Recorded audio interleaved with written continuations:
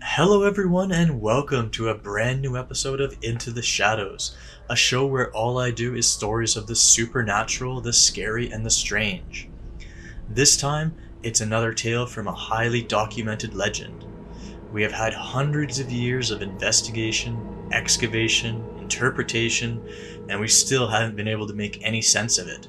So let's explore this tale together and let me know what you guys think happened.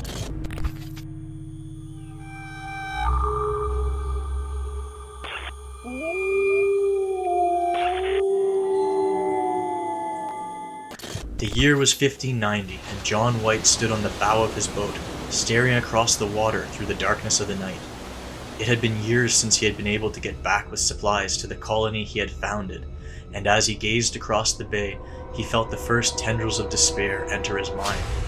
He had left behind over 115 people, including his daughter and granddaughter, and they were what occupied his thoughts as he stared at the total darkness of the shore.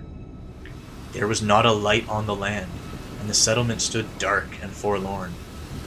The weather was terrible and stormy, with the waters treacherous even in the partly enclosed bay.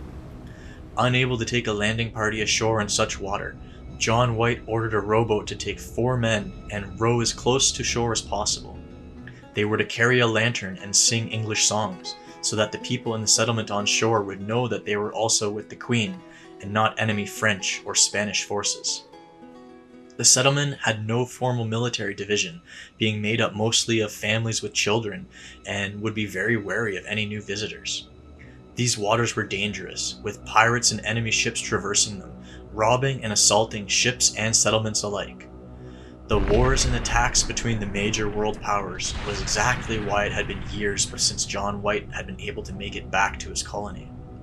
He had left over 3 years before, heading back to England to resupply his brand new colony with essential items. The trip had only been supposed to take less than a year. When he arrived back in England, he learned that a Spanish armada was on the way, and the Queen had ordered all able ships to be used in the forthcoming battle. After many months, White eventually is granted royal permission to hire vessels that can't be used for combat, sending them overseas with supplies, only to have them later return having been ransacked by pirates, with none of the cargo making it to the settlement. Even once the Spanish Armada was defeated, it took White over a year to gain permission to send another shipment, as the Queen then wanted all ships that could be battle-worthy to be used in the counter-offensive Armada against the Spanish. This left White once again without a ship for over a year, until he was finally able to secure passage back with supplies. It had taken him 3 years and endless struggle to get back to his colony, and now, as he stood looking through the darkness at the settlement without any signs of life, he feared that it had all been for naught. As the night turned to morning and there was still no reply from the colony, White and his men prepared to go ashore. When they finally reached the colony, they found it empty, with fresh tracks around the site, but no sign of the colonists. The site appeared to have been ransacked and looted, and a large palisade wall of tree trunks had been built around the site to fend off someone or something. The only clue they found was a word carved into the trunk of one of the palisade trees, the only indication of where the survivors must have went when they were forced to abandon the settlement. Just one word, carved in big capital letters: Croatoan. Why the settlement was abandoned has always been a point of controversy.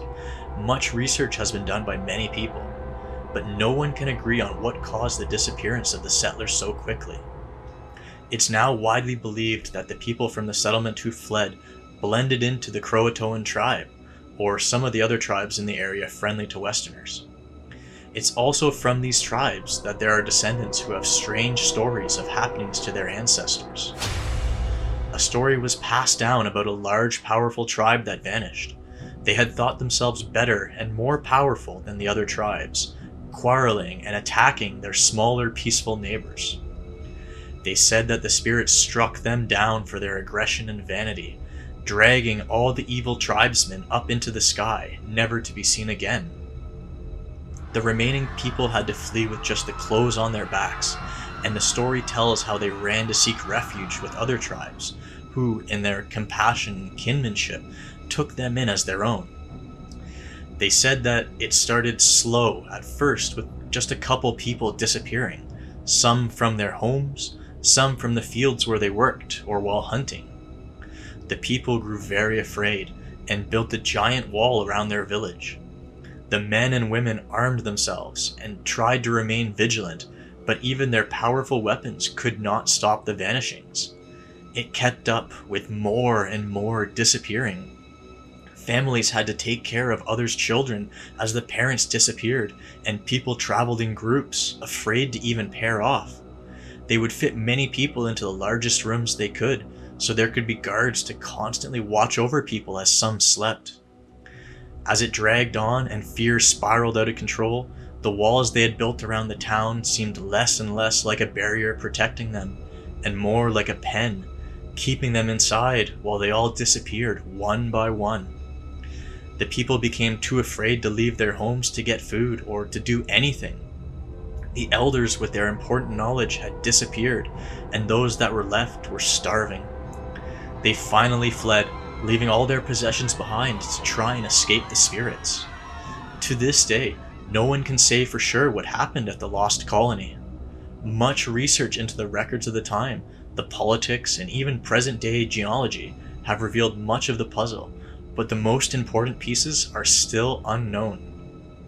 That area of North Carolina is steeped in legends, with its dangerous waters to its dense forests supposedly harboring evil spirits and full of natural dangers, claiming the lives of many, many people over the centuries. So what do you guys think? Was it a series of misfortunes, a lack of food, and attacks from enemies that dwindled the settlement numbers down so low that the remaining people had to leave in hopes of finding salvation somewhere else?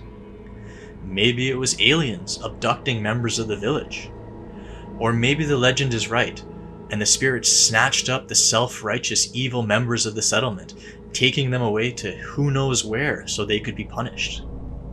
Let me know what you guys think happened in the comment section below, and if you liked this video, then hit that like and subscribe button. I do lots of content like this all the time, every week. Stay spooky, friends, and I'll see you on the next one.